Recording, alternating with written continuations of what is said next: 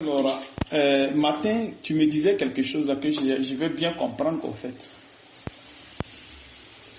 Tu me disais que tu allais m'amener ta contribution. Bon, Moi je disais que ici en France, moi je reçois la retraite tous les je reçois la retraite tous les débuts du mois. Donc cette retraite que je t'envoie, c'est une globalité de deux caisses. C'est deux caisses. Parce que en France, les grandes sociétés comme Air France, les grandes sociétés comme le chemin de fer, les grandes sociétés, les grosses sociétés, ils ont la caisse de retraite à part.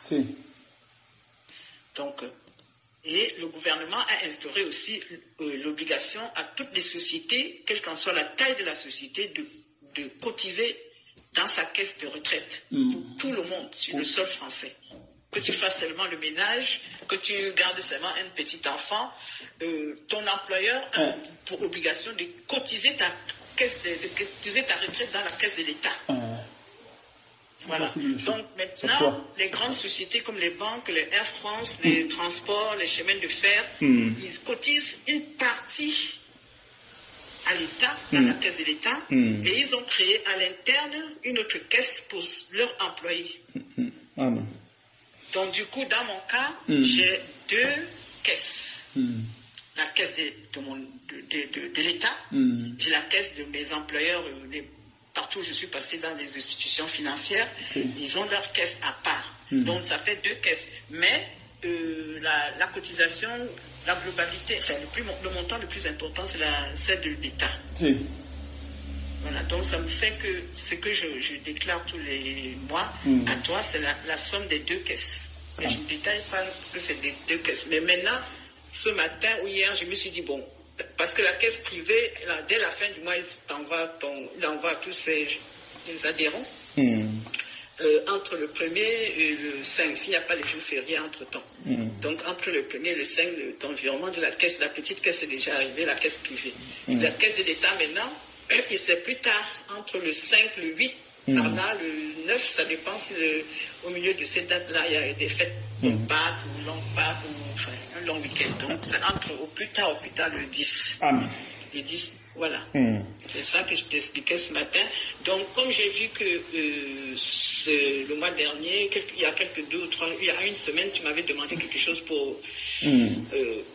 parce qu'à la maison, il y avait des petites choses, des petits trucs qui n'allaient pas. Donc, je me suis dit, bon, comme la petite caisse m'a fait mon virement sauf fin du mois, il y a 2 jours ou hier, j'ai dit, bon, autant mieux voir si je peux t'envoyer ça avant d'attendre l'autre. Voilà, amen. Mais mon problème, c'est quoi? C'est que je voulais comprendre une chose. Je voulais attirer un peu ton attention sur quelque chose. La petite caisse, on te donne, l'argent qu'on te donne, là, la petite caisse, l'argent que tu as reçu aujourd'hui, là, ou bien c'est pas quand tu as reçu, tu reçois cette caisse-là à cette date-là, depuis que on te paie la retraite? Oui. Dès que tu rentres en retraite, les deux caisses... Non, je suis en train de dire que la date, est-ce que c'est à la date qu'on te paye cette partie-là, cette partie privée là, d'abord, et après maintenant pour l'État arrive, c'est ça? C'est ça, oui. Mais tu me l'as jamais dit, tu sais ça non, que tu me l'as jamais dit. Souvent quand je t'appelle, tu te dis que non, il n'y a pas encore d'argent, pourtant qu'il y a l'argent. Il faut m'expliquer un peu que je comprenne. Qu'il faut attendre vers le 10, le 12. Donc je voulais savoir un peu quoi. Oui, peut-être parce que dans ma façon de fonctionner, je n'avais pas pensé à faire ce détail-là. Je me disais que donc j'envoie toujours la globalité. Donc, non, oui, j'ai compris. Mais il faut suivre un peu ce que je suis en train de dire. C'est-à-dire quoi? Quand je te dis que, on a besoin de temps pour faire temps. Je te dis, pour l'instant, il faut qu'on attend le 10 parce que c'est là que tu vas recevoir le 12. C'est ça, non? Oui, parce que peut-être c'est tombé dans un week-end où c'était un long week-end ou je sais pas. Oui. Quelque chose. Oui, mais je vais attirer ton attention sur quelque chose au fait. C'est pas que je t'accuse, hein, c'est pas dans ce sens. Mais pour que tu comprennes, pour que tu comprennes quelque chose, quoi. Le week-end, bon, tu sais qu'il y a eu des années, tu as toujours contribué ici. Tu me diras pas que tout le temps ça tombe en week-end. Non, pas du tout. Voilà. Donc ça veut dire que C'est-à-dire que l'argent peut être là, mais toi tu attends seulement le 10, le 12 pour rassembler, pour faire ce qu'il y a à faire. C'est ça, non? Ensemble, oui, les deux, Voilà. oui, c'est ça. Bon, maintenant, maintenant quand je te demande, tu dis qu'il n'y a pas l'argent, c'est ça, non? Ah, ça, je ne sais plus. Non, j'ai jamais confirmé que j'ai l'argent, le virement de la petite caisse est arrivé. J'ai jamais confirmé ça. C'est ce que je suis en train de dire. Donc, c'est-à-dire que l'argent est là, mais tu dis non. Oui, l'argent est là, je dis non parce que j'attends que la somme la plus importante vienne et puis bon, maintenant, dans ce sens-là, oui, c'est ça. Pourquoi maintenant ça sort maintenant? Pourquoi maintenant aujourd'hui les détails sortent? Parce que dans ma tête, voilà, cette semaine tu m'as dit qu'il y avait un souci à la maison. Oui, mais pas dans ce... Non, pas, je comprends bien ce que tu dis. C'est par rapport au souci. S'il n'y a pas de... Oui, vas-y. Attends, je continue. La pensée qui était derrière moi hier pour dire que je dois t'appeler pour dire que voilà, la petite caisse a envoyé l'argent, c'est que c'est cette façon dont tu m'avais appelé il y a à peu près une semaine ou la semaine dernière pour me dire qu'il y avait un souci à la maison, voilà, tu étais en train de faire ça et puis c'est fini. Ah, donc quand j'ai reçu ça, j'ai dit, bon, si papa était déjà dans cette situation-là la semaine dernière, c'est qu'en ce moment, ça doit être très, très chaud à la maison. Donc, autant mieux que j'avance ce que j'ai et puis j'attends le reste, c'est ça. Oui, oui, j'ai compris. Mais peut-être que tu ne suis pas ce que je dis. Je suis en train de dire que d'habitude, quand tu veux amener ton truc, tu as une date à laquelle tu amènes ce que tu as sur toi. C'est ça, non? Voilà. C'est ça. Mais quand souvent je te demande, tu dis que pour l'instant il n'y a rien, mais tu attends tel jour pour que l'argent, tu puisses faire ce que tu as à faire. Tu comprends ce que je dis? Parce que je vais arriver quelque part. Voilà. Mais l'argent est là, mais tu ne me dis pas que l'argent est là. Parce que ce n'est pas complet. Ah, ça. Voilà, peut-être parce que dans ma tête, c'était pas complet. Sincèrement, voilà. Naïvement, je me disais que que j'attends et puis j'envoie le même. Oui, mais c'est bon, c'est pas mauvais. L'argent n'est pas là. C'est pas mauvais. L'argent n'est pas là parce que dans ma tête, je me dis, bon, c'est pas encore complet. Oui, c'est pas mauvais. C'est pas mauvais ce que je dis, c'est pas mauvais. Mais le problème, c'est quoi? C'est que quand tu dis que tu attends parce que l'argent n'est pas encore arrivé, parce qu'on t'a pas encore payé ta retraite et que l'argent est là, selon toi, est-ce que c'est une vérité? Ah, mais franchement, je dis ça naïvement. Je ne savais pas que les détails étaient importants, en fait. C'est pas vérité, puisque j'ai la première somme qui est là, voilà, et que j'attends l'autre pour dire que l'argent n'est pas là, mais alors que j'ai déjà quelque chose. Voilà. Je suis en train de t'amener, en te faisant comprendre que si du moment l'argent est là et que tu dis que tu attends l'autre que l'argent n'y est pas, c'est bien un mensonge. C'est ça, non? Oui, c'est un mensonge. Voilà. L'argent est là. Voilà. La somme est là, mais voilà. c'est consistant. Voilà. Tu vois, de la manière dont vous fonctionnez, la chair, l'esprit ne fonctionne pas comme ça, au fait. Voilà. On donne ce qu'on a. Est-ce que tu comprends? Parce que si tu as l'argent sur toi, peut-être l'argent va servir. Toi, non, tu dis que l'argent n'y est pas. Puis tu attends. Tu vois un peu, non? Voilà. Pourtant que l'argent doit servir, même si c'est 5 francs, ça sert. Tout ce que vous dépensez, vous envoyez, qu'il soit 10 francs, qu'il soit 1 euro, 2 euros, tout est important devant Dieu. Ah oui, voilà. Amen. Maintenant, si toi tu gardes, tu dis non, il faut que j'attende, quand ça va venir, je mets ensemble, là, j'amène déjà. Pourtant, on te dit là, tu dis non, l'argent n'y est pas. Mais est-ce que à ton cœur, là, tu dis à ton cœur d'être dans la vérité? Est-ce que tu amènes ton cœur à être dans la vérité? Par exemple, toi, tu cherches la vérité, tu veux quitter dans le ténèbre pour marcher selon la volonté de Dieu. C'est ça, non? Oui, parfaitement. Voilà. Mais dans l'ignorance. Oui, je dis pas non. Je dis pas, je t'accuse pas de rien. Je t'accuse de rien. C'est pour t'amener quelque part que je suis en train de parler, quoi. Je suis en train de te dire. Parce que vous proposez un acte de péché de façon subtile sans que vous ne vous en rendez compte. Amen, c'est ça. Voilà, parce que quand le Saint-Esprit dit que confessez vos péchés tous les jours, c'est pour amener le cœur à basculer l'autre côté de l'esprit. L'autre côté, c'est-à-dire au côté de l'esprit. Donc, c'est-à-dire que vous devez quitter la chair pour l'esprit. Tu vois, non? Voilà, c'est pour cette raison que le Seigneur dit de confesser tout le temps vos péchés. Et ceux qui ne veulent pas les confesser, ils auront des problèmes forcés. C'est-à-dire ceux qui ne veulent pas confesser leur péché de manière journalière, de façon journalière, ils auront des problèmes. Parce que pour que comment on appelle ça, la perfection prenne vie en vous, vous devez amener d'abord la chair à marcher selon l'esprit, c'est-à-dire que selon la loi. Voilà, vous devez amener à la chair la connaissance de la parole de Dieu. Ça, c'est d'abord la première des choses. Voilà. C'est comme moi, je suis devant vous, je suis chair comme vous, je suis homme comme vous, je ne suis pas Dieu, je suis humain comme vous. Tu vois, non? Mais pour que vous arriviez à connaître Dieu, à obéir à Dieu, à se soumettre à Dieu, vous devez d'abord passer par l'humain que je suis comme vous. Amen, amen. Voilà. Amen. Voilà pour le Seigneur. Si vous ne croyez pas à celui-là, c'est-à-dire lui qui est devant vous, que j'envoie, si vous ne pouvez pas, c'est que vous ne pouvez pas croire à moi. Donc, amen, pour d'abord croire en Dieu, il faut d'abord passer par la chair. Voilà, qui est moi. Et à partir de là, maintenant, la liaison maintenant est faite. Selon maintenant l'esprit. Voilà, donc c'est pareil.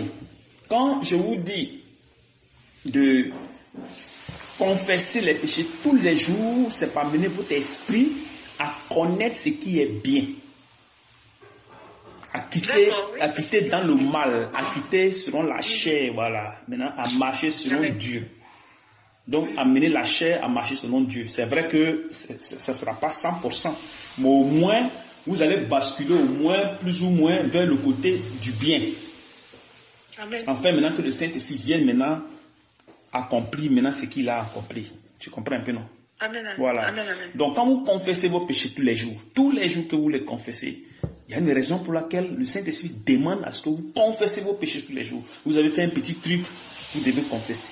Ça vous passe à l'esprit, vous devez confesser. Et en répétant, confessant, ça amène maintenant votre être maintenant à prendre conscience de ce qui est mal. C'est à partir de là maintenant, celui de l'esprit maintenant va commencer maintenant à marcher. Parce que celui de l'esprit fonctionne selon l'esprit, selon le Seigneur. C'est pour cette raison qu'il est important que vous recevez le Saint-Esprit. Il est très important.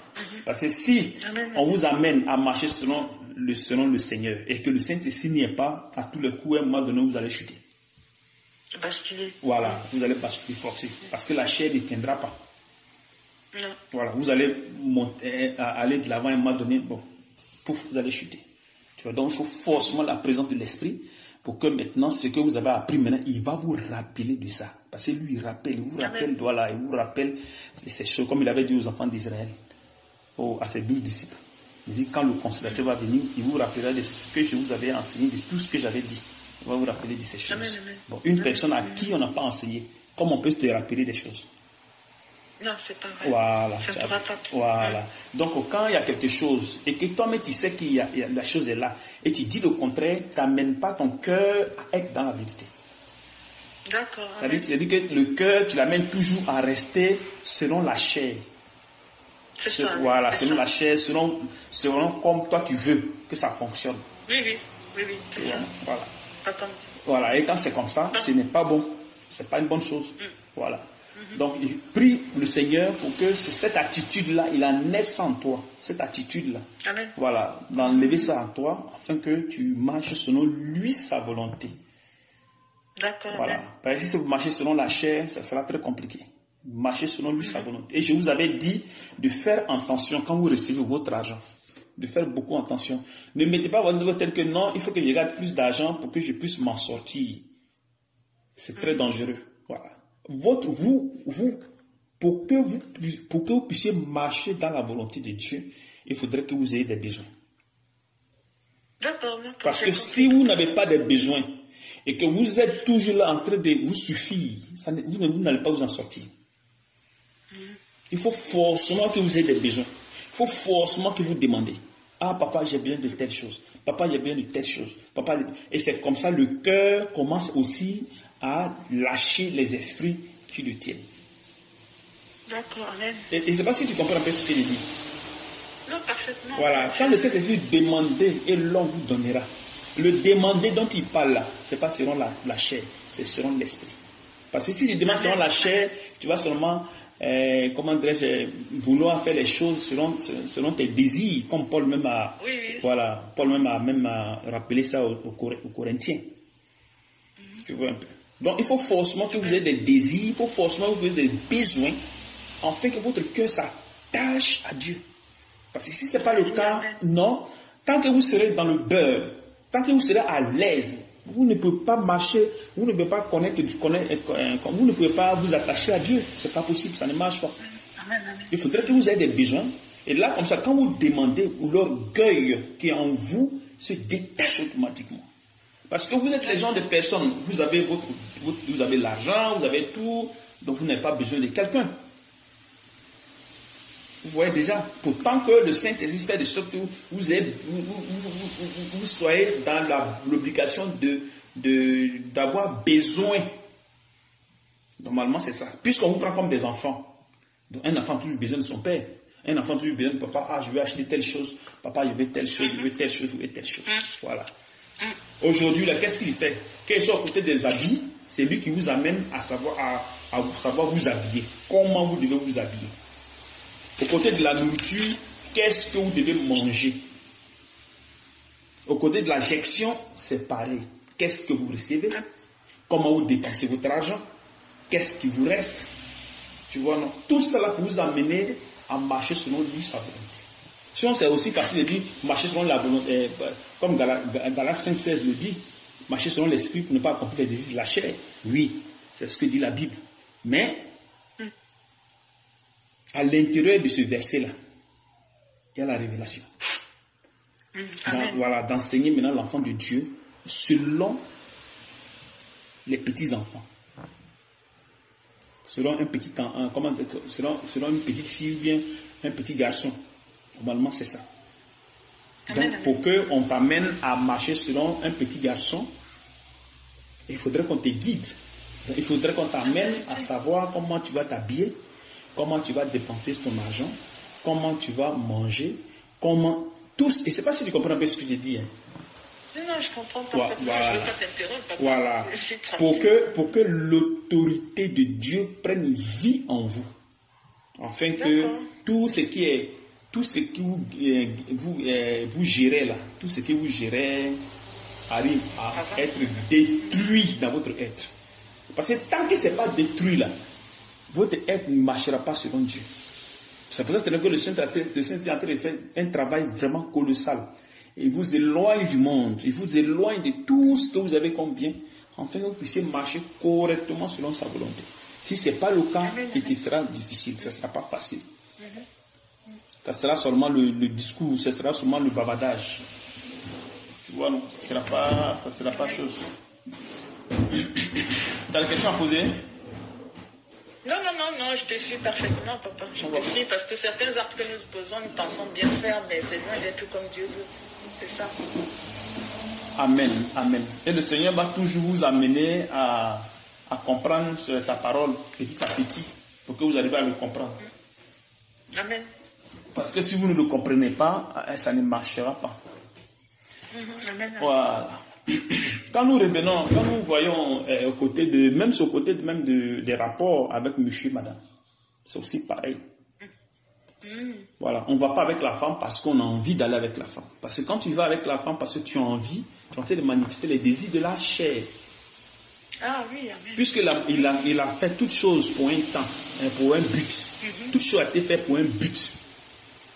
Toutes choses a été faites pour un but.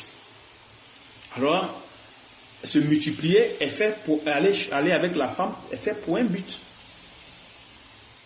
C'est-à-dire quand tu veux aller avec madame, il faudrait que ce soit pour un but. Tu vas là pourquoi? Dieu a créé cette partie-là, c'est pour quelle raison? Tu vois, pour quelle raison? Voilà, tu dois aller là. Je dois aller là parce que je veux un enfant. Bon, l'enfant que tu veux, est-ce que c'est Dieu qui a demandé que tu aies cet enfant? Parce qu'il faut qu'on soit guidé par son esprit. Amen. Voilà. Il faut prendre ta Bible. On va lire, comment dirais-je, un verset. D'accord. On va prendre d'abord Genèse 3, verset 16. D'accord, amen.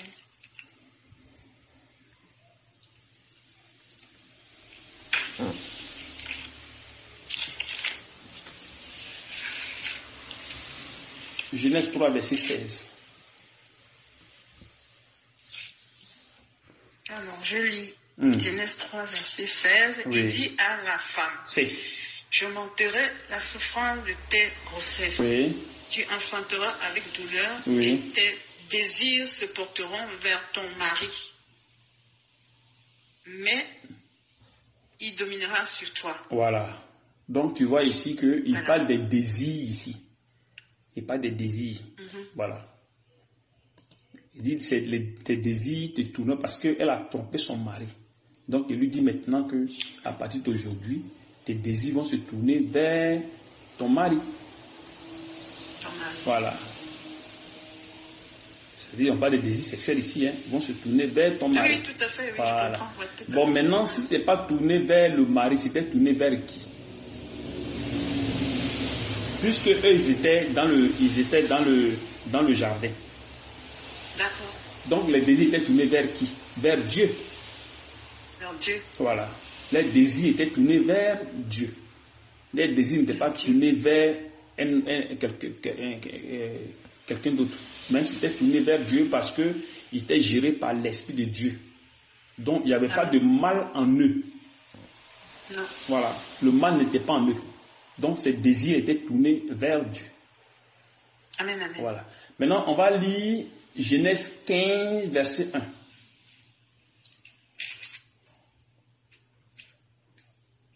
Genèse 15, verset 1. D'accord.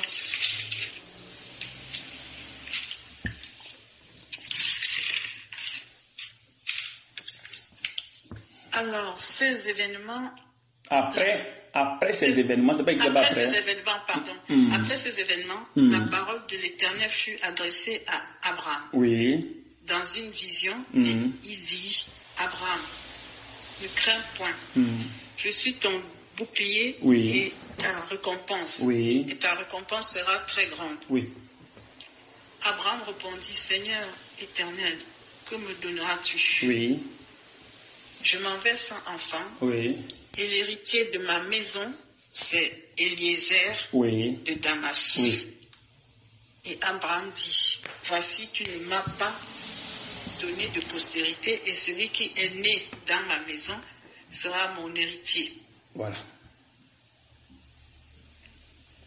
Il dit, sera mon héritier. Alors, donc, il dit au Seigneur qu'il ne lui a pas donné d'enfant. D'accord. Voilà. Il n'a pas d'enfant, le Seigneur ne lui a pas donné d'enfant. Donc, ce qui fait que c'est une manière de demander. Maintenant, puisqu'il n'a pas d'héritier, donc, c'est celui qui est, Damas, qui sera son héritier. Comment dirais-je, Eliezer de Damas qui sera son héritier. Amen. Voilà. Maintenant, qu'est-ce qui va se passer maintenant? Disons Genèse 16, verset 1.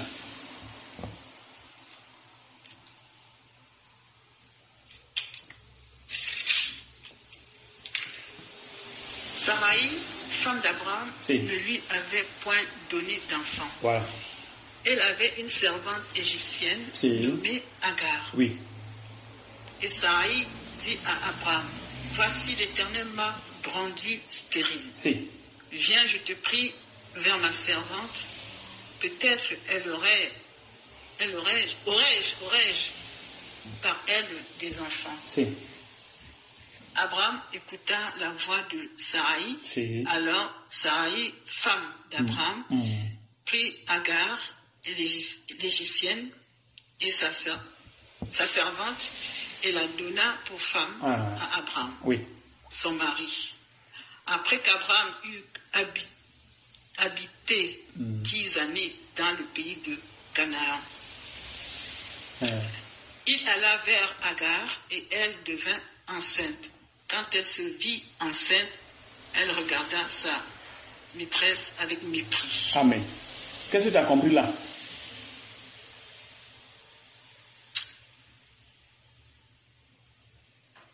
Il y a plusieurs choses qui sont dans le test. Déjà, la femme d'Abraham ne tient pas compte de la promesse que Dieu avait faite à son mari, qu'il sera père de beaucoup de nations. Et elle voit qu'elle avance en âge et qu'elle demande à son mari de lui donner un enfant par sa servante, en fait. Voilà.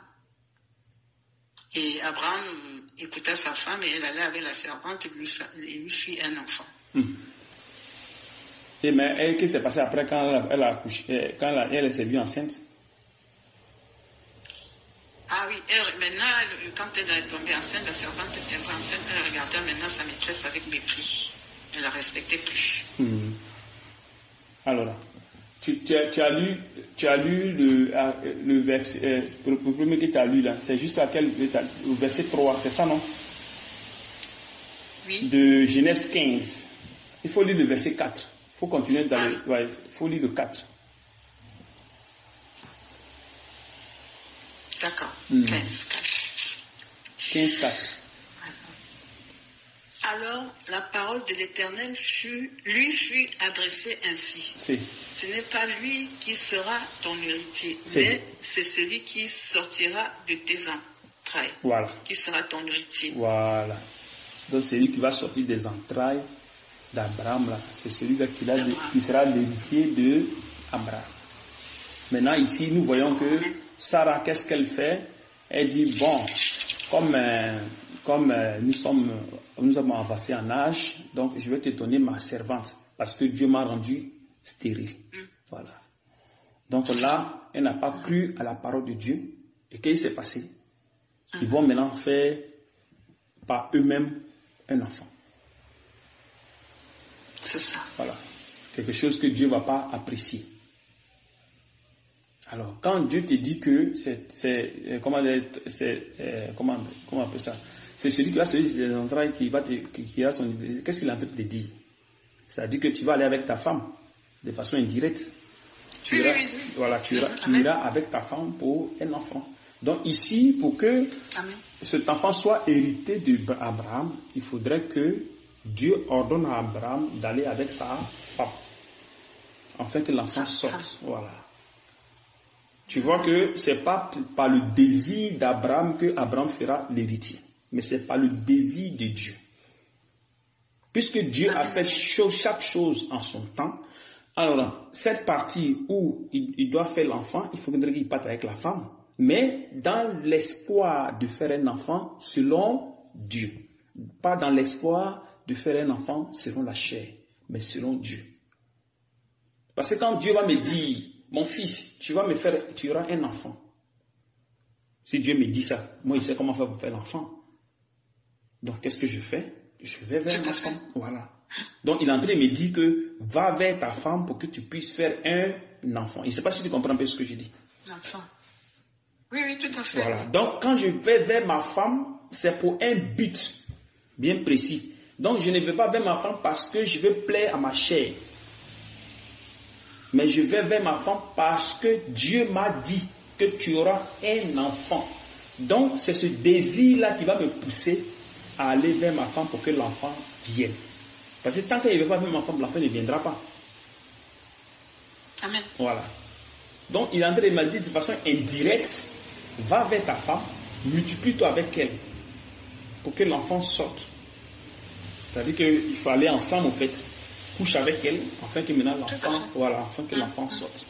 Donc, c'est-à-dire que moi, je ne vais pas là de moi-même, mais je vais là parce que Dieu me l'a dit. Ordonné. Voilà, Dieu me l'a ordonné. Donc, quand je vais là, je ne vais pas là pour plaire à ma chair, mais pour plaire à Dieu. Quand nous voyons les animaux, comme Dieu dit qu'on peut, par les animaux, on peut comprendre beaucoup de choses. Est-ce que la nature ne nous enseigne pas? Oui. Voilà, vous voyez les animaux là, parce que quand ils sont dans leur période là, qu'ils commencent à aller vers la femelle, où la femelle vient vers le mâle. Souvent, quand on regarde souvent les documentaires, c'est tout quand se passe. Vous allez voir que les femelles là, viennent vers les mâles, souvent. Viennent vers les mâles, et maintenant, quand ils s'accouplent, quand ils font les trucs là, après, allez, ils s'arrêtent. Ils font plus, ils s'arrêtent. Tant que ce n'est pas le moment, ils ne font pas ces choses. Mais quand c'est l'être humain, lui, ça devient un travail pour lui. Juste quand il prend des médicaments, des Viagra, ce genre de choses, pour soit passer assez de temps ou pour avoir plus de désir. Donc, en activant le désir de la chair, on se retrouve souvent dehors.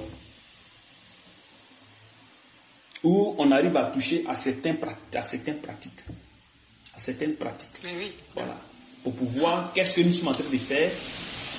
En train de manifester en nous, multiplier en nous le désir de la sexualité. Et cela vient tout le problème. Donc on sera plus satisfait avec celle qu'on a à la maison. On sera obligé de maintenant laisser et aller maintenant dehors. C'est là maintenant le désordre commence. On commence à laisser la femme pour aller chercher une autre femme ou bien aller chercher un autre homme. Parce que le désir nous amène maintenant dehors. Puisqu'on a activé ça en nous. Donc ça nous amène maintenant dehors. Et c'est comme ça qu'on va commencer maintenant à coucher maintenant avec les femmes ou on va coucher maintenant avec les hommes. Ça va nous pousser maintenant à regarder des trucs qui ne sont pas bonnes. Voilà. Des films, ce genre de choses. Et maintenant, si on n'a pas l'homme, on va commencer maintenant à se donner le plaisir. Et tout ça là, Dieu n'aime pas. Voilà. Mais si nous restons dans le cadre de Dieu, parce que je vais là pour un but bien précis, alors moi je n'aurai pas de problème. Donc quand nous venons dans le corps, Dieu nous enseigne comment nous devons vivre. C'est pas qu'on vient puis on dit à Dieu, on lui impose ce qu'on veut. Non. C'est Dieu qui nous enseigne. Amen. Voilà. Afin que nous puissions marcher selon sa volonté. Parce que la vie que nous devons vivre, c'est la vie du ciel. C'est pas la vie d'ici. Amen, amen. Elle n'est pas d'ici. Elle est du ciel. Donc c'est par révélation que Dieu nous montre ces choses. Donc pour faire un enfant, c'est par révélation que Dieu va nous dire que tu auras un enfant. Donc c'est-à-dire que tu vas aller avec ta femme. Donc on va avec la femme par révélation. Amen. Et quand c'est comme ça, les choses seront parfaites. Tu sais que tu vas là, c'est pour l'enfant. Pas pour plaire à la chair. Pas pour faire au moins 1 heure, 2 heures, 3 heures. Non. Les animaux ne font pas ça. Les animaux, on trouve peut-être 2 ou 3 minutes, ça s'arrête là, c'est fini. Mais nous, on active les désirs de la chair. Et après, maintenant, on a des problèmes. Voilà. Mais après, maintenant, on a des problèmes. On va commencer à penser à autre chose, à avoir des mauvaises pensées. Et ça va nous entraîner dehors. Et la femme aussi, pareil aussi. Et ces désirs vont nous emmener maintenant à avoir des habits qui ne sont pas décents. C'est ça. Voilà. La séduction. Voilà. On va commencer à vouloir séduire d'autres personnes afin que ces gens viennent vers nous pour combler nos désirs sexuels. Et c'est comme ça va commencer à se multiplier maintenant partout. Quand tu vas mal t'habiller, que moi, le désir que j'ai avec ma femme là, je veux plus de désir, donc qu'est-ce que je fais? Je vais sortir. Maintenant, si je sors, forcément, j'aurai une femme qui est mal habillée. Et je vais commencer à la regarder. Une fois, deux fois. Je vais prendre mon courage. Allez-y maintenant, je vais aller la draguer. Et c'est comme ça, maintenant, je vais tromper la femme qui est chez moi. Et la femme aussi, ce sera pareil aussi. Elle va s'exposer afin qu'on puisse l'appeler, ou bien aller même vers les hommes.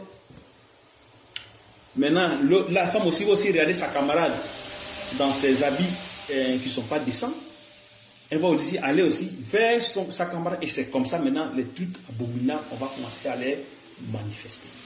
Par contre, si nous restons dans l'injection de Dieu, qui a fait chaque chose en son, pour un but bien précis, et je sais que si je vais là, c'est pour un but, alors je ne pourrai pas attirer en moi les désirs de la chair pour que ça puisse m'entraîner dans tous les sens.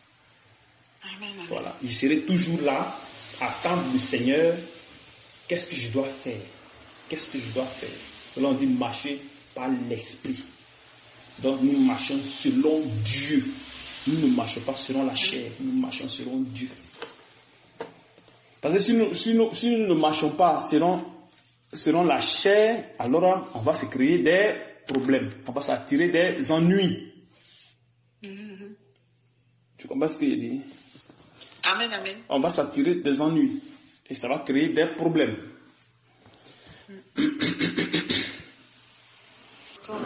Genèse 18. Oui. À part de verset 10. 10.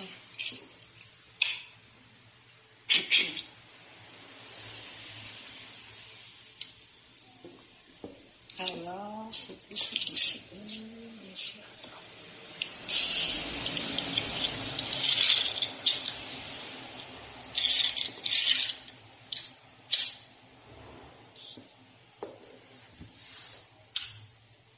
L'un d'entre eux dit, je reviendrai vers toi à cette même époque. Oui. Et voici Sarah, ta femme, aura un fils. Sarah écoutait à l'entrée de la Donc, qu'est-ce qu'il est en train de dire ici? Il est en train de dire quoi? Il dit, à cette même époque-là, tu auras un enfant. C'est ce qu'il est en train de dire, non? Amen, amen. Voilà. Donc, il est en train de dire à Sarah et son mari, vous allez aller ensemble. Et maintenant, à cette époque, tu vas avoir un enfant de manière au temps où je te parle. Et nous savons que pour avoir un enfant, il faut tomber enceinte. Il faut d'abord aller avec la femme. Et 9 mois maintenant, allez, on tombe enceinte. Et on fait l'enfant. Voilà. Donc, c'est-à-dire quoi? Que le Saint-Esprit va pousser Abraham à ce qu'il aille vers sa femme au temps convenable. Afin qu'il arrive à tomber juste à ce temps dont il parle actuellement là. Le temps dont il parle. C'est-à-dire qu'aujourd'hui, si nous sommes peut-être nous sommes en octobre. Maintenant, si moi je dis que à cette même époque de l'année prochaine, tu auras un enfant. Qu'est-ce que maintenant toi tu dois faire? À quel moment tu vas aller avec ta femme? Il faut qu'on fasse maintenant pour que ça tombe 9 mois. Environ, c'est ce qu'on connaît, voilà. Si on a d'autres qui viennent à 10 mois. Mais si on prend 9 mois, que nous sommes en octobre actuellement, on va aller un peu en arrière. Donc, octobre, septembre, août, juillet, juin,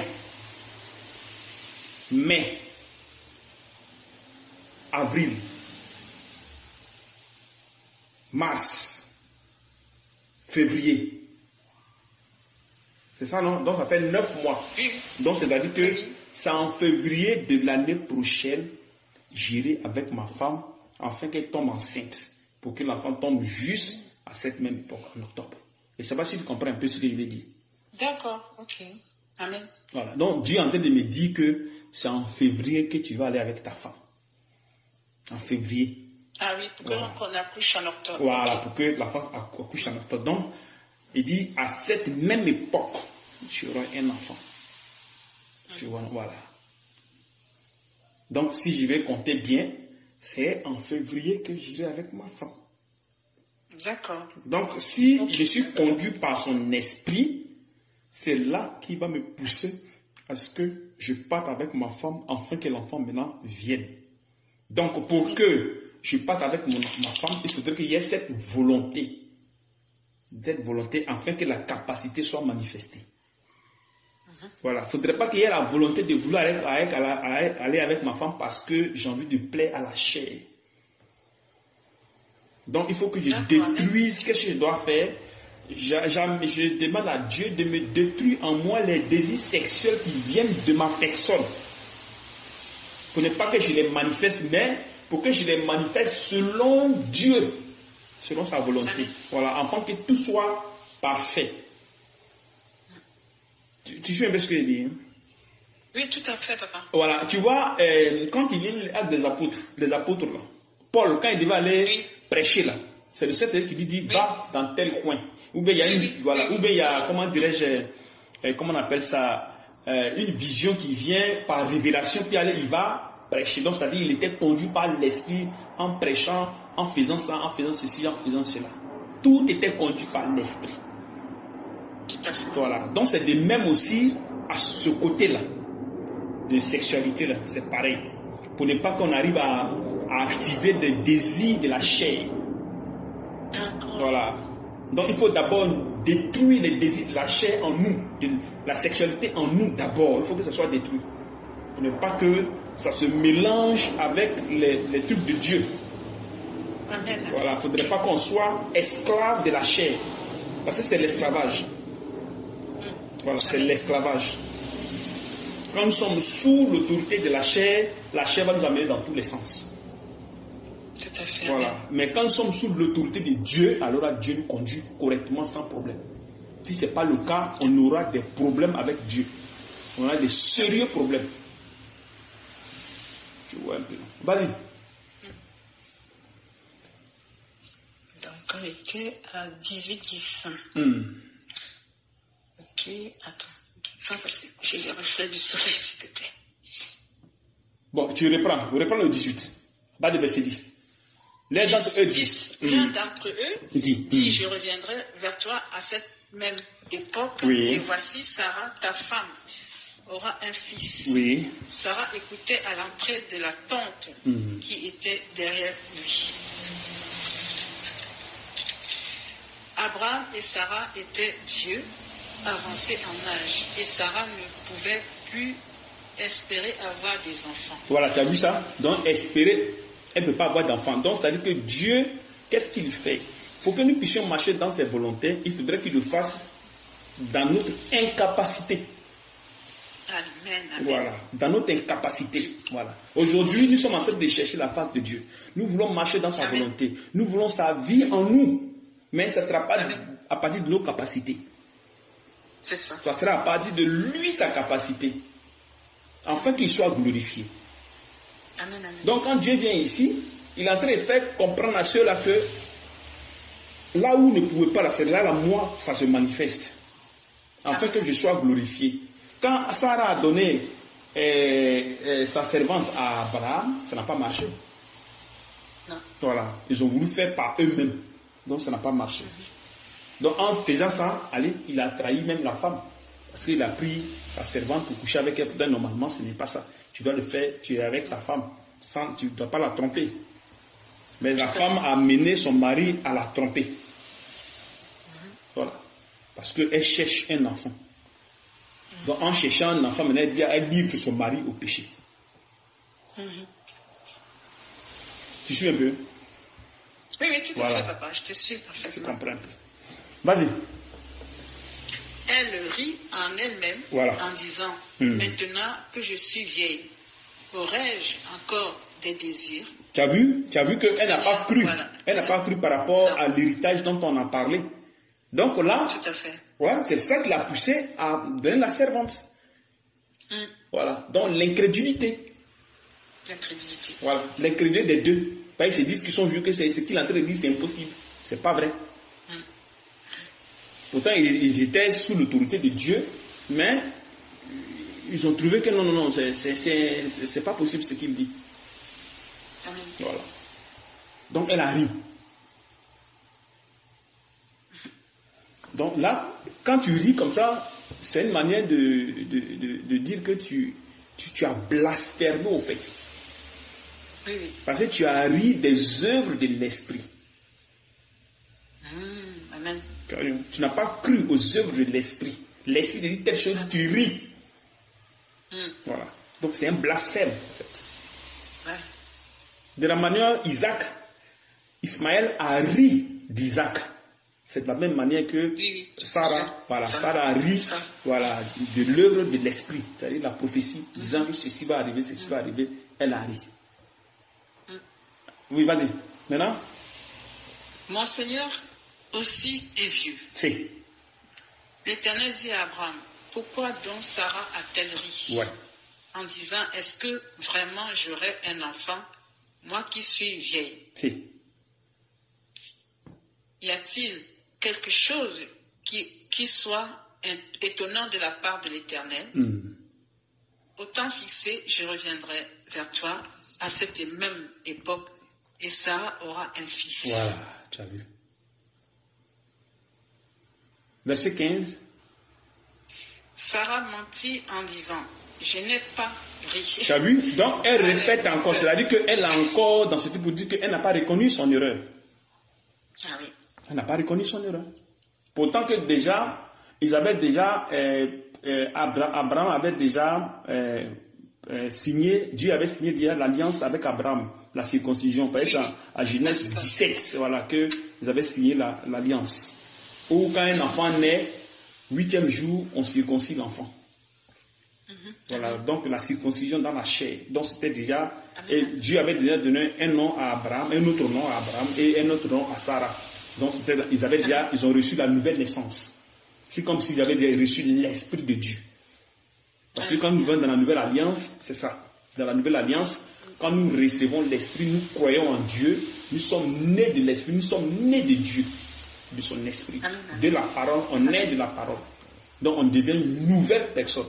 Donc Dieu nous donne une nouvelle identité. Voilà. Donc ici, dans Genèse 17, Dieu donne une nouvelle identité à Abraham, il donne une nouvelle identité à Sarah. Mais ça ne les a pas empêchés de croire en Dieu. Ça ne les a pas empêchés de ne pas croire en Dieu, pardon. Ça ne les a pas empêchés. Voilà. C'est pour dire que même on peut recevoir l'esprit, mais tant que le cœur n'a pas été travaillé, le cœur n'est pas circoncis, on va toujours rester dans l'incrédulité, au fait. Amen, amen. Voilà, on va toujours rester dans l'incrédulité. Bien vrai qu'on a cru, hein, bien vrai qu'on a, mais on va rester dans l'incrédulité. Et ça s'explique ici. Voilà. Et Sarah, on manifeste. Sarah et son mari, ils ont manifesté ça. Voilà. Parce qu'ils se disaient qu'ils étaient vieux. Ben, c'est ça. Maintenant, tu as quel verset en disant, je n'ai pas ri. J'ai pas ri. Oui. Car elle a eu peur. Voilà. Tu vois, la peur n'est pas la crainte. La peur n'est pas la crainte. La peur n'est pas la crainte. La peur, c'est le péché. La peur, c'est le péché. C'est pas la crainte. Donc, quand vous avez la peur dans votre cœur, vous ne pouvez pas croire en Dieu. Voilà. Il faudrait que cette peur quitte en vous, afin que la crainte s'installe. Forcément que la peur quitte. C'est pour cette raison que Dieu permet que la peur quitte, et comme ça, vous serez des personnes radicales. Pour que vous soyez des radicaux, il faudrait que Dieu enlève en vous la peur. Parce qu'avec la peur, vous ne pouvez pas être des radicaux. Ce n'est pas possible. Non, pas du tout. Non? C'est pas possible. Voilà. Quelqu'un va venir t'effrayer, tu vas commencer à trembler. Non. Pourtant qu'une personne radicale, elle ne tremble pas. Il affronte. Voilà. Il affronte, il est ferme. Voilà. Vous voyez Michel, que le Saint-Esprit est en train d'amener des voleurs. C'est parce qu'il y a la peur en lui. La peur est en lui. Donc il faut que Dieu amène les voleurs pour qu'il affronte ces voleurs-là. Physiquement, il doit les affronter. Afin que la peur quitte. Il faut que la peur la quitte en lui. Il faut que la peur la quitte. Si la peur ne la quitte pas, il y a problème. Lui, il doit comprendre qu'on meurt selon Dieu. On ne meurt pas parce que quelqu'un est venu chez moi et va me tuer. Non. Donc il doit déjà comprendre ça. Il sait que parce que moi je vous enseigne ces choses ici. La prédestination, voilà. Donc quelqu'un ne vient pas chez moi avec une âme qui va tirer sur moi, il va me tuer, je vais mourir parce qu'il a fait. Je meurs. Non, non, c'est pas ça. Il peut avoir l'âme sans toutefois qu'il me tue. Comme il peut me tuer. Donc il doit comprendre que s'il doit mourir à partir de ce bandit, je ne vais pas échapper. S'il doit me poignarder, je ne vais pas échapper. Donc cette peur doit quitter en moi. Dire que ce qui arrive, arrivera. C'est comme ça que tu affrontes maintenant le danger. C'est ça. Voilà. Et quand c'est comme ça, la peur quitte à toi. Quand la peur quitte, tu deviens une personne radicale. C'est-à-dire que tu n'as plus peur. Dans ce cas, tu peux mourir maintenant pour Christ. Est-ce que tu suis un peu? Oui, parfaitement, papa. Voilà. Je te laisse parce que voilà. je travaille aussi ma tranquillité parce que je ne dois plus parler quand tu parles. Amen. Comment dirais-je, Paul avait dit que lui, il va partir, qu'ils ne vont plus voir son visage. Et les gens commençaient à pleurer. Les frères et sœurs ont commencé à pleurer. Commençaient à pleurer. Pourtant que c'est l'œuvre de l'esprit. Ils devaient aller mourir pour Christ, pour le Seigneur. Mais eux n'ont pas supporté. Ils ont commencé à pleurer. Voilà. Pourtant que normalement, ils ne devaient pas pleurer. Ils devaient glorifier Dieu. Mais ils ne l'ont pas fait. Donc, ils n'avaient pas ce niveau de supporter ce genre de paroles. Non. Voilà. Ils n'ont pas ce niveau. Mais Paul partait. Pourtant qu'il sait qu'il va mourir, mais il part quand même. C'est ça. Pourtant qu'il sait qu'il va mourir, mais il part. C'est comme Jésus qui savait qu'il devait être arraché au sien pour être crucifié. Mais il dit que son temps est arrivé. Il faut qu'il parte. Amen. Il faut qu'il parte. Ouais. Donc, pour que nous croyions en Dieu, il faudrait que Dieu nous amène à affronter certaines choses. Afin que la peur quitte en nous. Amen. Amen. Quand nous serons des radicaux, on va voir que c'est fini, la peur va quitter. C'est comme moi, une fois, je suis venu ici, la police est venue ici avec les gendarmes, avec comment dirais-je, l'ambulance. Moi, j'étais quelque part, je suis une amie là, pour aller faire son ordinateur, comme ce que je faisais d'habitude. Je les aidais. Maintenant, là, on m'appelle, on me dit que non, les gens sont là, et je viens. J'arrive, je vois les policiers, machin, mais qu'est-ce que vous voulez? Non, votre femme, pourquoi elle est dans cet état, elle ne doit pas rester à la maison seule, elle doit aller à l'hôpital, elle doit faire ci. Non, mais c'est pas ça.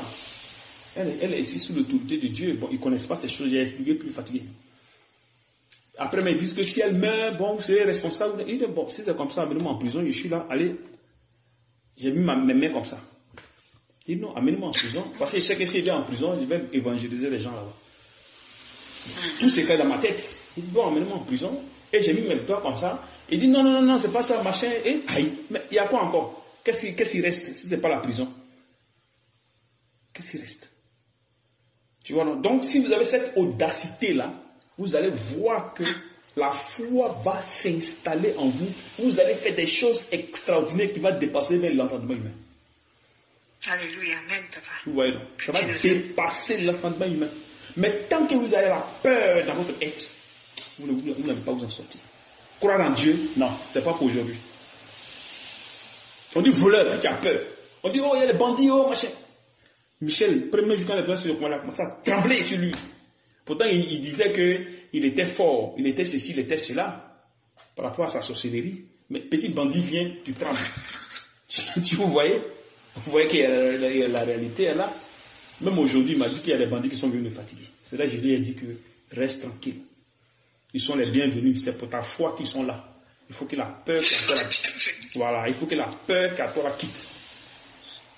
Donc, si le Seigneur t'a déjà dit que tu vas enseigner, tu vas faire ceci, tu vas faire cela, ça veut dire que ceux-là, ils ne vont pas te tuer. Même si quelque chose va arriver, ils ne vont pas te tuer. Donc, ta mort ne passera pas par eux. Puisque le Seigneur a dit qu'il va te rétablir d'abord, il va rétablir ta personne. Puisque tu as une déformation, donc il va rétablir ta personne, il va t'amener à l'état parfait. Bon, ceux qui sont à l'état parfait ne meurent pas. Ou bien si tu meurs, tu seras ressuscité. À tout cas, ce sera ces choses-là. Donc déjà ça, Dieu, il nous donne des révélations par rapport à ces choses-là. Il nous prévient déjà. Voilà. Il nous prévient déjà. Donc si quelque chose nous arrive, qu'il soit vol, qu'il soit quoi que ce soit, on reste déjà serein parce qu'on sait que si quelque chose doit m'arriver dans cette maison, ce n'est que lui qui doit amener ces gens-là ici chez moi. D'accord. Voilà. Donc ce sont des révélations qu'il nous donne. Maintenant, si nous on sait que nous marchons selon sa volonté, il faudrait que ça prenne vie en nous. Tout à fait. Il ne faudrait pas comme les anciens comme ça pour dire comme c'est la prédestination, ce qui va arriver arrive. Maintenant quand ça arrive, maintenant tu as peur. Aïe. Donc ce n'est plus la prédestination. Vous voyez? Donc la prédestination prend vie en vous pour vous amener à marcher selon Dieu. Afin que vous glorifiez les actes de Dieu.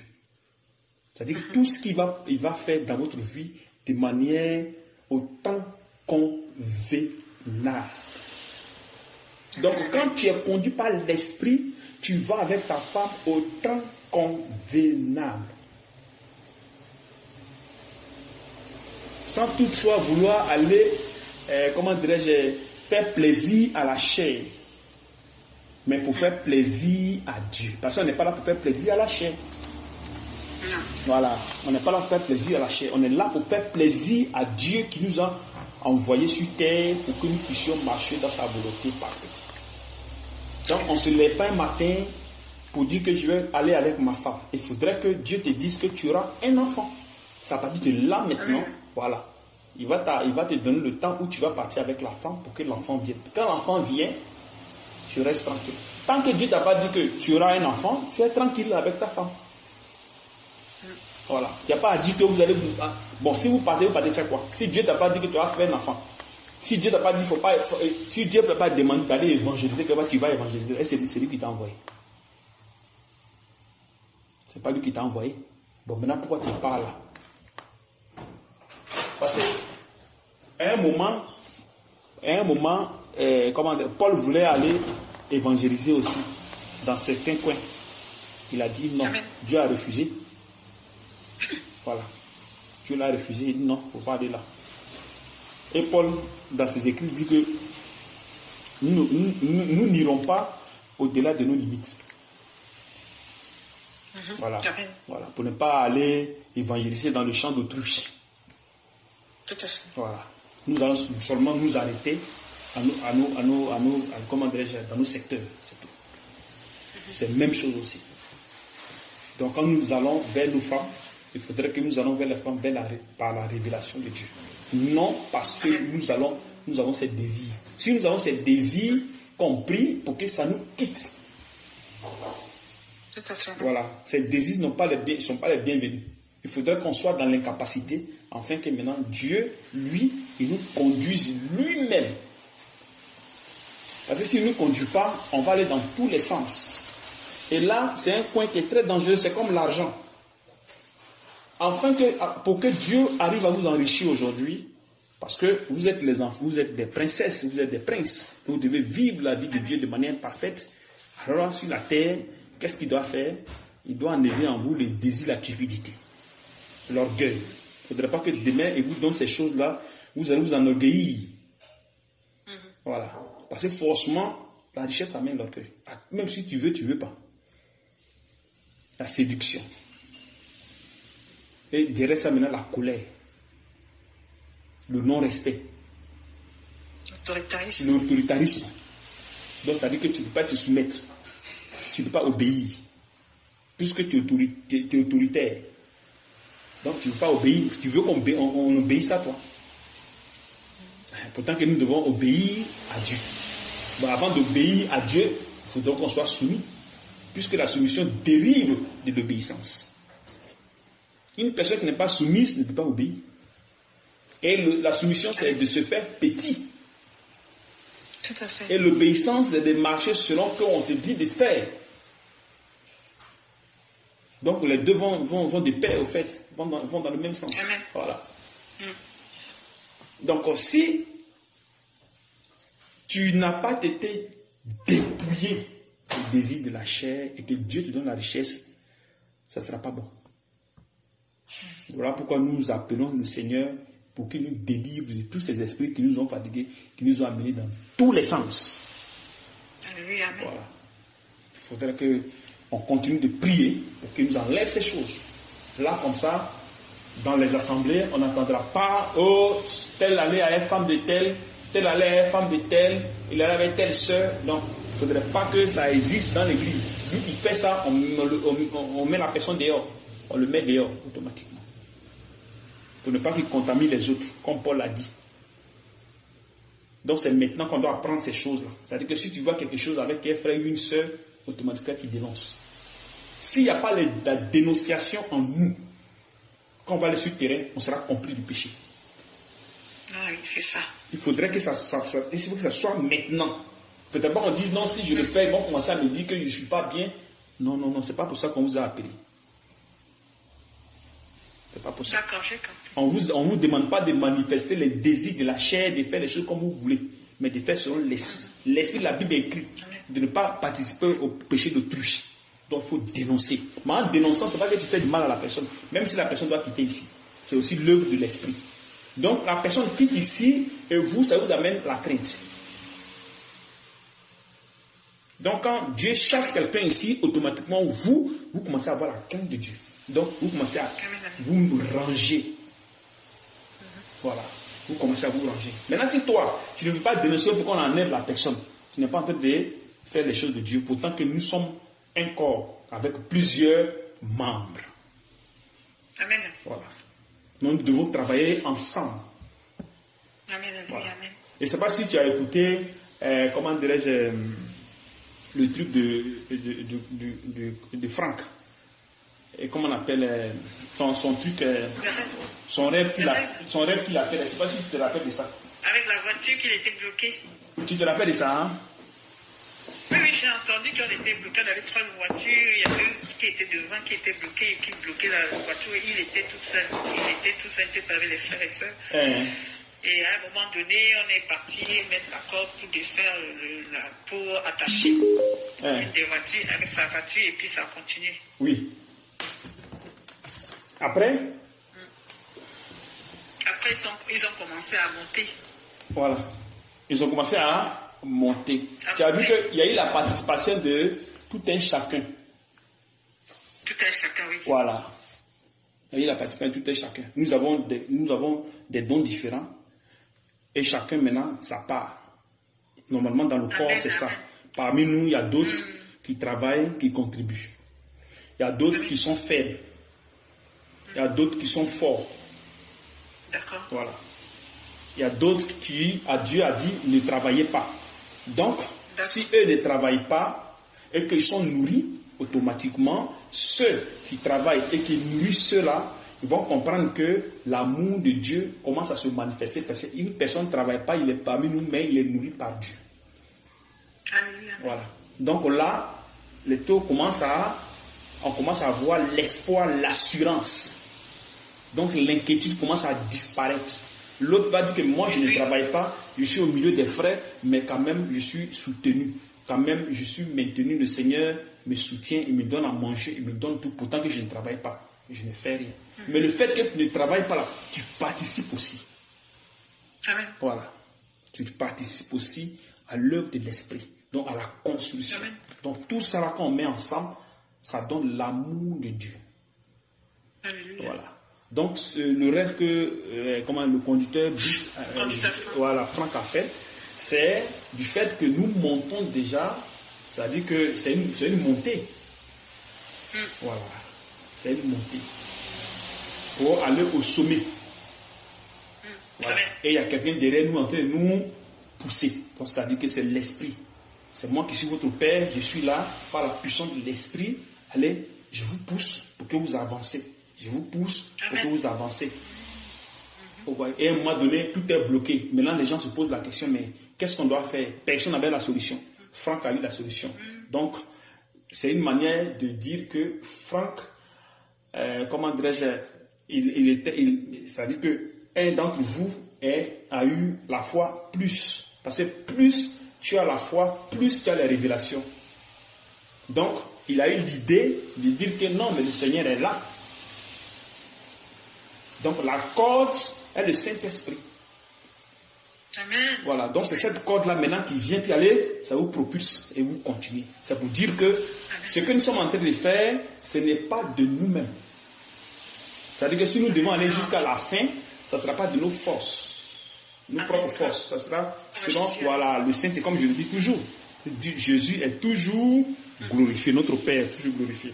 Parce que s'il ne fait pas ça, qu'il ne nous met pas à terre, qu'il ne nous anéantit pas, et qu'on le fait dans notre capacité, on ne s'en sortira pas. Voilà. On va tenir, jeûner, prier, faire des trucs, machin. Mais il faudrait qu'un moment arrive afin qu'on n'arrive plus à le faire. Sans ce moment-là, il va se glorifier. Donc, il va le faire dans notre incapacité. Voilà. Dieu se glorifie dans l'incapacité de l'homme. Amen. Voilà. Parce que s'il ne fait pas ça, et qu'on dit oui, Dieu nous a fait, comment dirais-je, c'est lui qui nous a sauvés, c'est lui qui a fait qu'aujourd'hui on a eu la perfection, mais à l'être intérieur qui est à l'intérieur de toi là, tu dis non, c'est pas vrai. Ah oui. C'est pour cette raison, vous allez voir que quand vous laissez les choses que Dieu vous a dit de laisser, vous le trouvez dans les rêves. Ah oui, c'est ça. C'est-à-dire que physiquement vous avez laissé, mais au côté spirituel, vous n'avez pas laissé. Parce que l'âme n'a pas laissé. Les désirs sont encore dans l'âme. Donc l'âme manifeste cela pour que vous puissiez voir, pour dire qu'effectivement, vous n'avez pas encore lâché les choses. D'accord. C'est pour cette raison que si la circoncision n'est pas manifestée, c'est seulement on va faire seulement l'à peu près.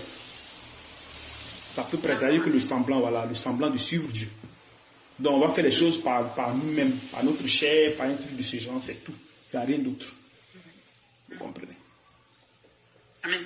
Donc il faut forcément que le Saint-Esprit nous amène à ne plus avoir la force de continuer. De la manière dont notre Père, quand il a touché au péché, il a été obéissant. Mais après, il n'a pas tenu, il est mort. Il est mort, il a été englouti. Et quand il a englouti, il est sorti de ce truc-là, de la mort, et il a englouti aussi, lui, le péché. Parce que le péché l'a englouti jusqu'à la mort, au fait. Tout à fait. Voilà. Il a supporté le péché jusqu'à puis après, boum, il est mort. Donc maintenant, s'il est mort, là, qui devait le sauver? C'est Dieu. Voilà, maintenant c'est Dieu maintenant qui vient maintenant le ressusciter. Puisque la révélation de ressusciter n'est pas dans le Fils, mais c'est dans le Père.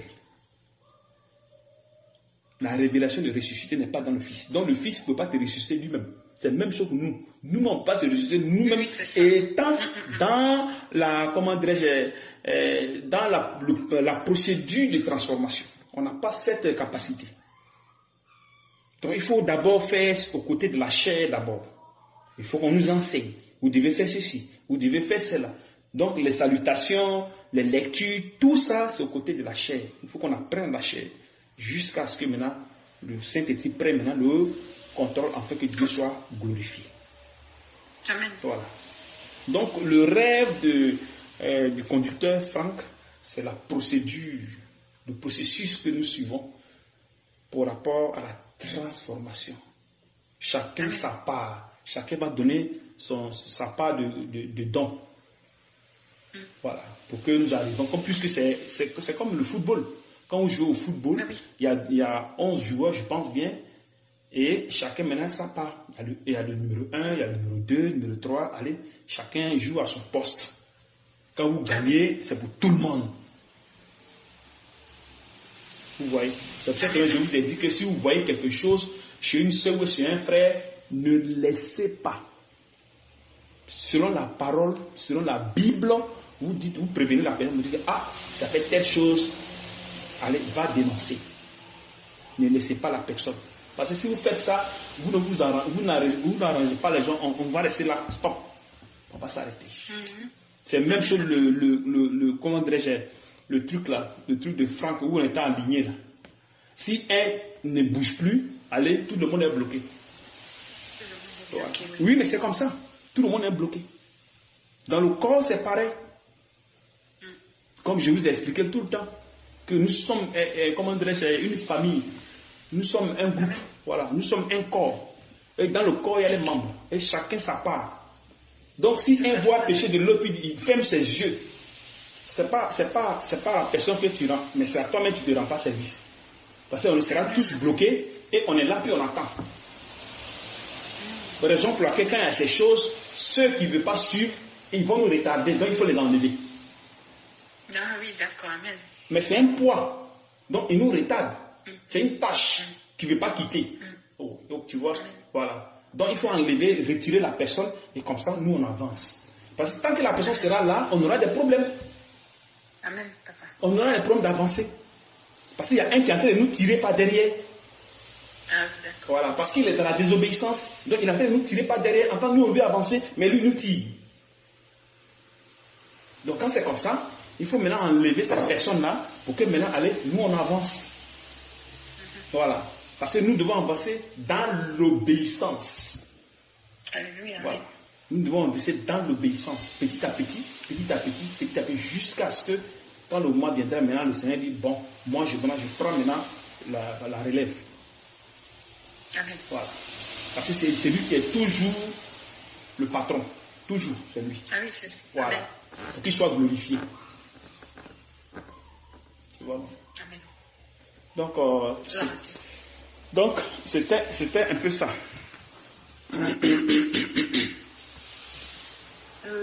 Un instant, hein.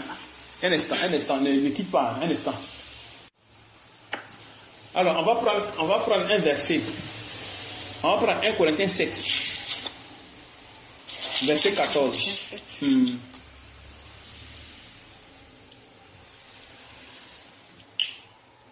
Ok, amen.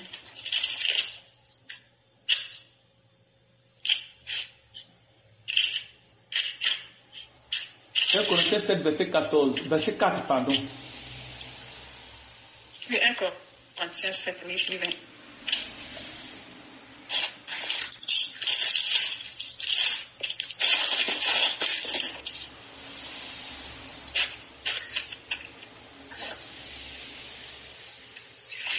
Alors, car le mari non croyant est sanctifié par la femme.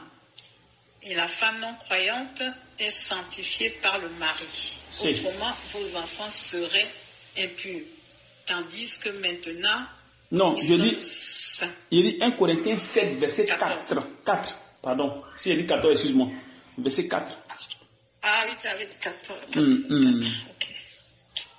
Bien, ok, j'y vais. Ce n'est pas la femme qui dispose de son corps, c'est son mari. De même, ce n'est pas le mari qui dispose de son corps, c'est sa femme. Oui. Ne vous privez point l'un de l'autre si ce n'est d'un commun accord pour un temps, afin de vaquer à la prière, puis retourner ensemble de peur que Satan ne vous tente en raison de votre manque. Justement, je voulais poser une question là-dessus, j'ai anticipé. Dit de votre manque de maîtrise. Voilà, manque de maîtrise. Et après, qu'est-ce qu'il dit? Verset 6, qu'est-ce qu'il dit après? Je dis cela par condescendance. Je n'en fais pas un ordre. Qu'est-ce qu'il n'en fait pas un ordre? On va lire dans une autre version, cette partie-là. Quand nous lisons Darby, il dit, oh, je dis ceci par indulgence, non comme commandement. Bible Martin, oh, je dis ceci par permission et non par commandement. Donc, condescendance, c'est par permission, par indulgence et non par commandement. D'accord. Donc, qu'est-ce qu'il ne dit pas par commandement?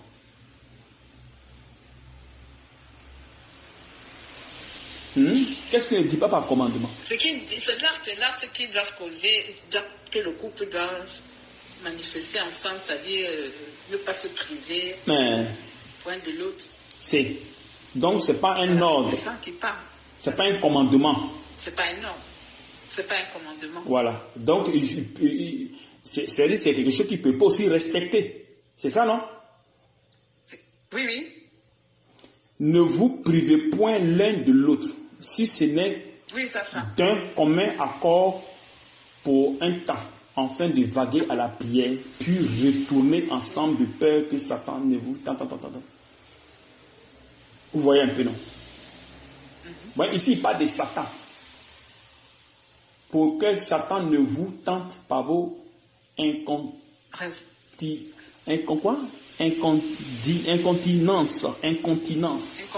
Voilà. Qu'est-ce qu'il veut dire par là?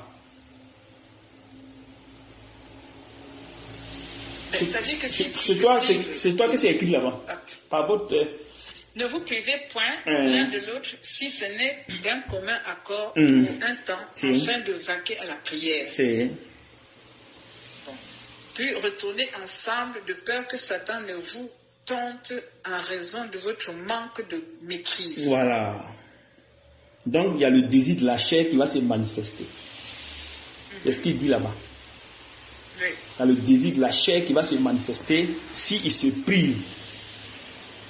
S'ils se privent, c'est-à-dire que s'ils sont en jeûne, ils seront sous l'autorité de Dieu. Parce qu'ils vont entrer dans la, ils vont entrer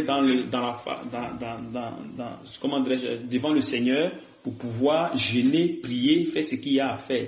Maintenant, dès qu'ils vont sortir de là, ils ne sont plus sous l'autorité de Dieu. Donc, ils auront des problèmes de la chair. Voilà. Donc, quand ils vont continuer à se priver encore, ça sera encore des problèmes. C'est ça. Voilà. Donc, il faudrait qu'ils partent ensemble pour ne pas qu'il y ait des choses. Bon, maintenant, c'est lui qui marche selon l'esprit. Est-ce qu'il a ces problèmes-là? Est-ce qu'il va avoir vraiment ces problèmes? Justement, c'est la question que je voulais te poser par rapport à ça. Et oui, c'est ce que je suis en train de dire, que celui qui marche selon l'esprit. Parce qu'on dit Satan. Il n'a plus ce problème. On dit Satan. On dit Satan ne vous tente. Il dit quoi? Qu'est-ce qu'il dit? De peur que Satan ne vous tente. Tu as vu ça? Donc il y a la tentation dans la chair. Oui, tout à fait. Voilà. Qui se prive, oui. Voilà, Oui. tu as vu. Donc tu ne pourras pas avoir maîtrise sur ta personne. Non. Donc si tu n'as pas maîtrise sur ta personne, tu vas aller dehors. Oui. Voilà. En allant dehors, tu as trompé ta femme. Donc c'est-à-dire que ce corps-ci n'est pas circoncis. Cette chair n'est pas circoncis. Ce corps-ci n'est pas circoncis. Donc si ce corps-ci n'est pas circoncis, forcément, tu vas trahir. Forcément. Parce que la chair va t'amener dans tous les sens. Je ne sais pas si tu comprends un peu. Oui, je comprends. Voilà, une personne qui a le cœur, voilà, une personne qui a le cœur circoncis n'a pas de problème avec sa femme. Pourquoi? Parce qu'il est conduit par l'esprit. Donc tu n'as plus le cœur de pierre, mais tu as le cœur de chair, afin que tu sois conduit par l'esprit de Dieu. Quand nous lisons, comment dirais-je, Ézéchiel 36, 26, 27 que vous connaissez, qu'est-ce qu'on dit? Allons là-bas, qu'est-ce que ça dit là-bas?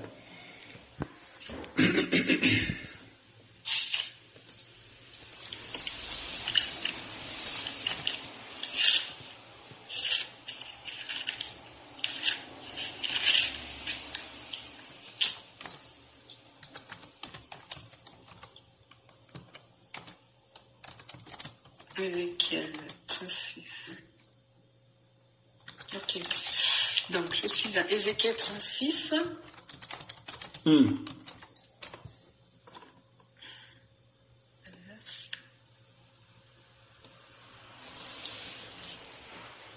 Ézéchiel 36, 26.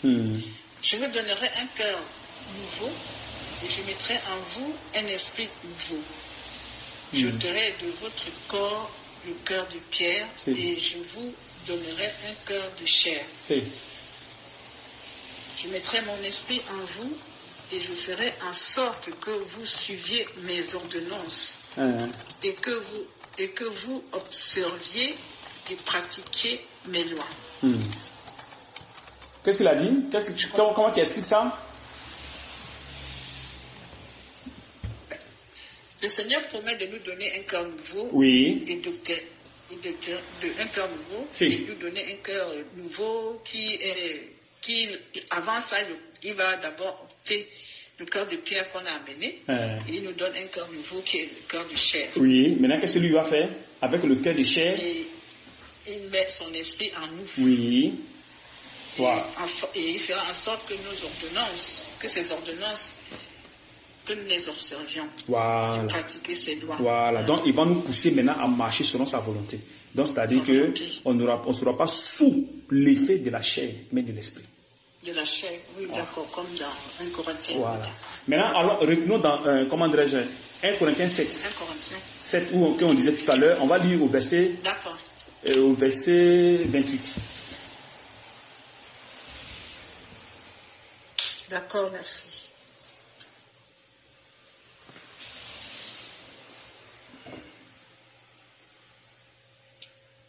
Au verset 28, il est dit, attendez, si tu t'es marié, tu n'as point péché. Oui.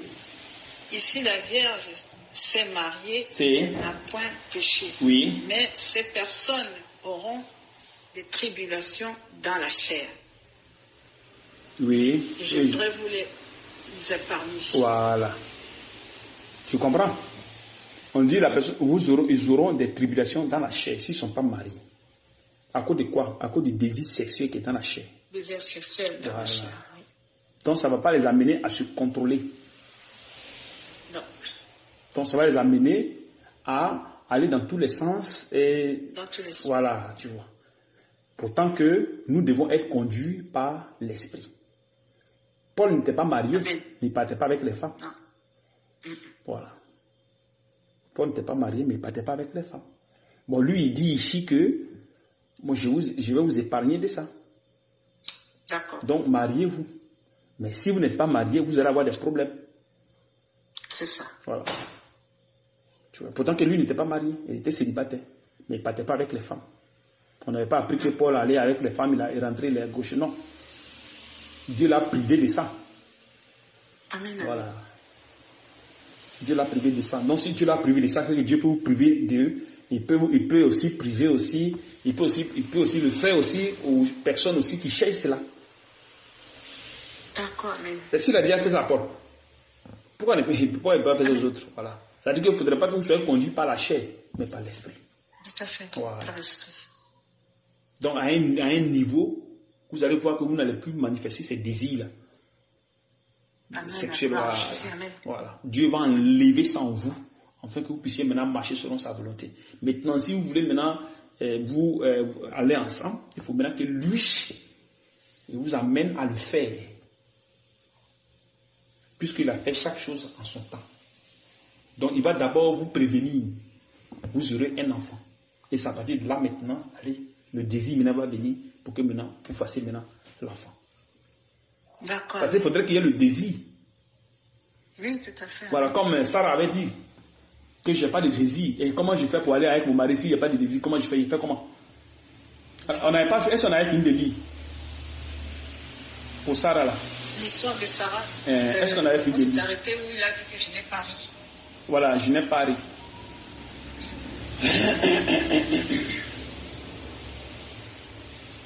Maintenant, le désir.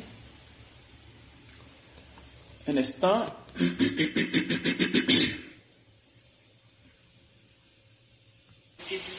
noté Genèse 3, 16, Genèse 15, 01 et 04. J'ai noté Genèse 16, 1, donc, Genèse 18 et 10. Voilà, donc il faut lire le 12. Oui. D'accord. Donc Genèse. On a dit 18, on a dit, je pense qu'on a dit le 10, on a dit le 11, oui, on n'a pas dit le 12. Oui. En voici un âge. Oui. D'accord. Dans le 12,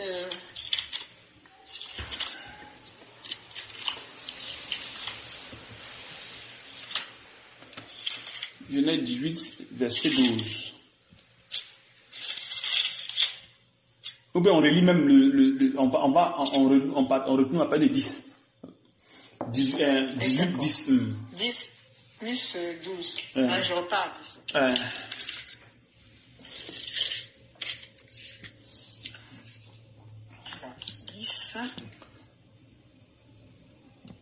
18, 10. L'un d'entre eux dit. Genèse 18, 10. Oui. L'un d'entre eux dit, je reviendrai vers toi à cette même époque, et voici, Sarah, ta femme, aura un fils. Oui. Sarah écoutait à l'entrée de la tente qui était derrière lui. Abraham et Sarah étaient vieux et avancés en âge, et Sarah ne pouvait plus espérer avoir des enfants. Elle rit en elle-même en disant, maintenant que je suis vieille, aurais-je encore des désirs? Ça on a lu, hein. Seulement qu'on n'a pas revenu sur les désirs là. Voilà, c'est les désirs dont je parlais là. Voilà, maintenant que je suis vieille, maintenant que je suis vieille, aurais-je encore des désirs? Des désirs, d'accord. Tu as vu, non? Aurait encore des désirs, voilà. Donc, les désirs dont tu parles, c'est pas le désir passé, c'est le fait que non, mais pourquoi tu m'as pas donné d'enfant? Il a ce désir de vouloir faire enfant. Mais le désir dont tu parles, c'est le côté sexuel. C'est ça. Voilà. Donc, pour que maintenant elle ait ce désir, il faut maintenant que Dieu mette ce désir en elle, afin qu'elle puisse faire enfant. D'accord. Donc, c'est Dieu qui va pousser maintenant Sarah avec quelque chose de les amener maintenant ce désir-là pour que l'enfant vienne. Donc, les désirs seront selon Dieu et non les désirs de la chair. Les désirs de la chair, c'est plaire à la chair. Voilà. C'est ça ce sont des désirs qui nous amènent dans tous les sens. Ce sont des désirs qui nous amènent à ce qu'on veut passer le temps avec la femme au lit. Pour toujours, voilà, être dans le plaisir, avancer, pourtant que ce n'est pas ce que Dieu nous demande. Et dans là, nous allons voir qu'on va commencer à toucher à des médicaments, des Viagra, ces genres de choses. Plein de choses. D'accord. Voilà. Donc le désir dont elle parle ici, c'est Dieu qui lui donnera des désirs, parce que Dieu donne des désirs dans notre incapacité. Donc il va détruire d'abord en nous la sexualité. Et maintenant quand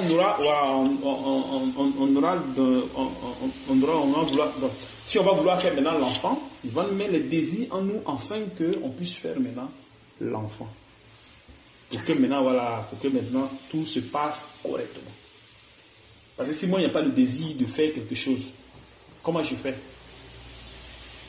Rien ne va fonctionner. Donc, ça ne marchera pas. Il faut que Dieu mette le désir en moi. Donc, eux, ils étaient vieux. Donc, ils n'avaient plus de désir. Donc, quand on grandit, le désir disparaît. Voilà, les désirs disparaissent. Donc, vous n'avez plus ce désir de vouloir ce que vous faisiez quand vous étiez encore enfant. Donc, c'est-à-dire que c'est à l'enfance qu'on a ces désirs. Mais quand on vieillit, quand on a adulte, on n'a plus ces désirs. C'est la même chose quand on est dans la chair. On a les désirs sexuels. Mais quand on est avec le Seigneur, on est maintenant grand, on est adulte. Donc les désirs disparaissent. Donc le Saint-Esprit fait disparaître les désirs sexuels en nous quand nous sommes avec lui, quand il circoncis notre cœur. C'est ce que ça dit ici. D'accord. Amen, amen. Je ne sais pas si tu comprends un peu. Oui, je comprends. Voilà. Étant jeune, on a ses désirs. Oui. Voilà. Donc on peut faire tout ce qu'on veut. C'est-à-dire que étant dans le péché. Étant dans le péché, allez, amen. Voilà. C'est comme Paul pouvait dire que je ne vais pas vous donner, comment dirais-je, il y a un certain évangile que je ne vais pas vous prêcher. Parce que vous êtes encore au lait. Vous êtes encore des enfants en Christ. Voilà. Donc il y a un certain évangile que je ne vais pas vous prêcher. Je dois vous prêcher un évangile léger. Parce que vous êtes encore enfants. Voilà. Quand vous serez adulte, je vais vous prêcher maintenant l'évangile adulte. Pour que vous arriviez à supporter. Mais si on vous donne une nourriture lourde, solide, comment vous êtes les enfants, vous allez supporter ça? Comment vous faites? C'est l'exemple pour lequel nous sommes ici, là, vous voyez que le Seigneur, plus on avance, plus il y a des choses maintenant qui nous, les choses que nous n'avons pas dites là. C'est maintenant qu'il nous dit ça. Parce qu'avant, on ne pouvait pas supporter ces choses. Donc, c'est avec le temps, petit à petit, que la foi grandit. La foi nous amène maintenant à supporter maintenant certaines choses qu'on ne peut pas supporter auparavant. Voilà. Donc c'est pareil aussi. Donc aux côtés des désirs sexuels, c'est la même chose. Quand nous sommes encore dans le péché, ça se manifeste. Ça joue avec nous. Voilà. Quand nous grandissons maintenant, on perd ces désirs-là. Donc on ne pense même plus à ça. Mais c'est là maintenant, Dieu dit, tu vas faire maintenant ton enfant. Tu dois te poser la question, mais comment moi je fais enfant? Moi je ne fonctionne plus. Pour faire l'enfant, il faut fonctionner. C'est ça. Voilà. Il faut que l'on fonctionne, tout fonctionne pour que ça marche. Comment je fais? Je suis vieux, machin, comment je fais? Mais c'est dans ton incapacité maintenant, Dieu maintenant t'amène maintenant à ce que maintenant ça fonctionne pour que tu puisses faire dans l'enfant que Dieu désire. C'est la même chose. Donc étant dans la chair, étant dans le péché, conduit par la chair, forcément, nous allons aller dans tous les sens avec la sexualité. C'est ça. Voilà. Mais quand nous grandissons maintenant, c'est-à-dire que nous entrons maintenant comme des adultes dans la parole, des nouvelles personnes, alors là, nous sommes conduits par l'Esprit de Dieu. Donc nous sommes maintenant adultes. Amen. Voilà. Étant adultes, c'est maintenant le Dieu maintenant qui nous conduit. Donc c'est-à-dire lui conduit maintenant notre sexualité. Maintenant la sexualité maintenant, ça c'est géré comment? C'est quand on aura besoin d'un enfant. C'est lui qui va nous dire que bon, maintenant, vous aurez besoin d'un enfant, alors allez-y ensemble, puisqu'il a fait chaque chose pour un but bien précis. Amen. Voilà, pour que nous puissions détruire en nous les désirs de la chair. Pour ne pas qu'on fasse manifester les désirs de la chair. Il faut que ça disparaisse dans notre chair. Il faut que ça mais s'il n'y a pas les désirs de la chair, comment on peut aller avec une autre femme, ou bien tromper nos femmes, ou bien toucher au film X, à toutes ces choses, ou bien avoir des pensées négatives qui ne sont pas bien, tous ces genres de choses. Comment on fait? Voilà. Bon, tu comprends un peu. Amen, amen. Voilà. Donc, en gros, ça veut dire que, étant ici, vous devez disposer votre cœur afin que le Saint-Esprit vous amène à l'éducation, à tous les niveaux. Amen. Voilà, à tous les niveaux. Donc, si vous avez des choses dans votre cœur, exposez. À chaque fois, vous exposez. À chaque fois, vous exposez. À chaque fois, vous exposez. Vous disposez le cœur afin que vous soyez conduit par l'Esprit de Dieu. Quand la chair maintenant prend conscience du péché, va basculer vers le bien. Et c'est là maintenant le Saint-Esprit maintenant prend le contrôle. Mais il faut forcément que vous soyez d'abord conduit par la chair. La chair doit comprendre que ceci n'est pas bon. Conduit par la chair aux côtés du bien. D'abord, il faut que la chair dise que ceci n'est pas bien. Si elle prenne conscience. Après maintenant, le Saint-Esprit maintenant aller accomplir maintenant cela. Puisqu'on ne peut pas le faire par nous-mêmes. On ne peut pas le faire, il faut forcément la présence de l'Esprit de Dieu. Amen, amen. De même chose avec le péché. Derrière le péché se trouvent les esprits démoniaques. Voilà. Et ce sont ces esprits qui nous amènent dans tous les sectes, qui nous oppressent à poser les actes de péché. Voilà. Donc c'est pareil aussi, Dieu aussi va nous presser aussi. Il va nous presser afin que nous marchions aussi dans sa volonté parfaite. Il va nous presser, voilà, pour que nous marchions dans sa volonté parfaite. Donc ça sera aussi pareil. Donc c'était un peu ça. Que le Seigneur te fortifie. Oui, tu as des questions à poser? Tu voulais poser la question sur l'autre côté là.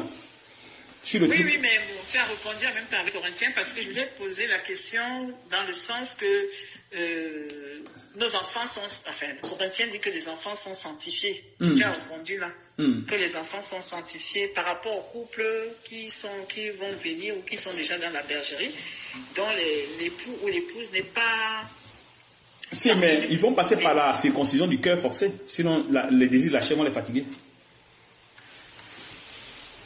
Même si les enfants sont sanctifiés, les enfants être sanctifiés, ça ne veut pas dire qu'ils ont le cœur circoncis. Ils n'ont pas le cœur circoncis. L'époux ou l'épouse, ce n'est pas, par exemple, le cas de notre sœur Aimée qui était avec son mari, le cas de notre sœur Vanessa. Si. Et les époux sont sanctifiés, mais ils ne sont pas des cœurs sanctifiés, ils ne sont pas des cœurs circoncis. Oui, mais ce n'est pas un problème. Ça, avec le temps, le Seigneur va corriger tout ça. Mais le Seigneur a toujours voulu que nous supportons ceux qui sont les faibles, c'est ce qu'il dit. Donc on les prend comme des personnes faibles. Tu comprends un peu? On les prend comme des personnes faibles. Et qu'en est-il pour l'acte sexuel, pour aller au lit faire? C'est ce que je suis en train de dire. Le problème c'est quoi? C'est que qu'est-ce que la Bible dit? Actuellement nous sommes là. Il y a des gens qui sont... la sœur Vanessa est là. Est-ce que la sœur Vanessa va dire à son mari que non, je ne veux pas parler, c'est comme ça? Elle va obliger son mari à certaines choses. Non, c'est pour ça que je voulais comprendre, puisqu'on a décortiqué ça. Oui, c'est ce que je suis en train de dire. Est-ce qu'elle va obliger son mari à certaines choses? Il y a des choses qu'elle peut dire non. C'est-à-dire que, bon, on prend les positions. C'est elle qui fait les positions. Son mari va dire non. Elle va dire non. Comme ça. Maintenant, lui, s'il veut aller avec sa femme, est-ce que la femme va dire non? Non. C'est son mari, elle ne peut pas dire non. Mais le truc, pour qu'elle peut dire non, les positions, c'est normal. Elle dit non, ouais, c'est comme ça. Maintenant, si lui, parce que lui, il a les désirs en lui, des désirs sexuels qui sont en lui, voilà. Parce qu'il faut qu'il ait le cœur circoncis pour qu'il arrive à être rangé. Tant qu'il n'a pas le cœur circoncis, il ne sera pas rangé. Donc, pour l'instant, la femme supporte le mari. Ah oui, d'accord. La femme supporte le mari. Tout ça fait partie de l'amour de Christ. C'est comme parmi nous. Il y a d'autres qui sont faibles. On les supporte et on avance. Jusqu'à ce qu'ils arrivent aussi à comprendre. Et c'est pas si tu comprends un peu. D'accord. Voilà. Donc, et par la suite, il y a un bébé qui arrive et le bébé est né selon les... Non, il n'y a pas de problème. Tout cela, c'est conduit par l'esprit. Ça, c'est pas un problème, ça. D'accord. Ok, d'accord. C'est-à-dire, le problème, c'est quoi? On peut aller avec la femme selon la chair, mais on peut faire sortir un enfant de Dieu. Moi, quand j'étais dans le monde, je ne connaissais pas Dieu, ma femme ne connaissait pas Dieu, mais on a fait sortir nos enfants, ils sont de Dieu. Je ne sais pas si tu comprends un peu. D'accord. Parce que le truc, c'est à deux phases, au fait. C'est-à-dire, vous êtes dans le monde, vous ne connaissez pas Dieu, mais vous faites les enfants selon Dieu. Parce que Dieu peut passer par une pierre pour faire ressortir son enfant. Elle ne se dit pas dans ses écritures. Oui, non, amen. Non, elle ne se dit pas dans ses écritures cela. Si, c'est marqué dans les écritures. Voilà. La pierre, c'est quoi? La pierre, c'est quoi? La pierre, c'est le péché. C'est le cœur de pierre. De pierre. Le cœur du péché. Comme les enfants d'Israël, ils avaient le cœur de pierre. Voilà, donc ils ne pouvaient jamais croire en Dieu. Et le cœur de pierre, c'est la chair. La chair péché, la chair qui est pécheresse, qui sera engloutie. Voilà. Donc Dieu peut passer par la chair pour faire ressortir ses enfants. D'accord, amen. Donc par la chair, on peut aussi faire naître aussi l'enfant de Dieu, ce n'est pas un problème. Mais ce qui est parfait, c'est ce que je suis en train de dire. D'accord. Et c'est pas si vous comprenez un peu. Oui. Voilà. Maintenant, c'est clair. Voilà. Ce qui est parfait, c'est ce que je suis en train de dire. Sinon, si tu es avec ton mari et que ton mari ne connaît pas Dieu, toi qui connais Dieu, tu suis ce que le Seigneur dit. Maintenant, lui, dans sa faiblesse, tu le laisses dans sa faiblesse jusqu'à ce qu'il comprenne aussi, pour qu'il vienne aussi un jour. Amen. Parce qu'à tout le coup, il va venir. Amen. Oui, à tout le coup, il va venir. Il faudrait, parce que vous êtes des gens de paix. Donc, vous devez toujours apporter la paix. Voilà, vous devez toujours apporter la paix à la maison. Donc, ce que vous pouvez faire à votre niveau, vous le faites. Vous ne pouvez pas l'obliger, voilà. Vous ne pouvez pas l'obliger à faire autre chose. S'il veut vous faire des choses qui ne sont pas bien, vous savez que ce n'est pas bien, vous pouvez quand même refuser pour dire que non, ceci n'est pas bien, ceci n'est pas bon. Voilà, ça c'est à votre niveau. Voilà, tu vois un peu. Ben, ce que tu ne pouvais pas faire avant, Dieu va te donner le pouvoir de le faire en disant que non, ceci on ne le fait plus. On faisait ça avant, mais maintenant là, voilà, je ne peux plus le faire parce que le Seigneur dit de ne plus le faire. Voilà. Et c'est comme ça, dans ton comportement, tu peux aussi changer aussi ton mari. Amen. Voilà. Dans ton comportement, ton mari peut aussi être, comment dirais-je, il peut venir à Dieu. Par ton comportement, voilà. Par ton comportement, il peut venir à Dieu tranquillement sans problème. Donc c'est un peu ça. Amen. Amen. Que le Seigneur vraiment te fortifie. Amen. T'as plus d'autres questions, ça va? Non, ça va, merci. Ok, shalom et bonne soirée, que le Seigneur te fortifie. Courage. Amen. Amen.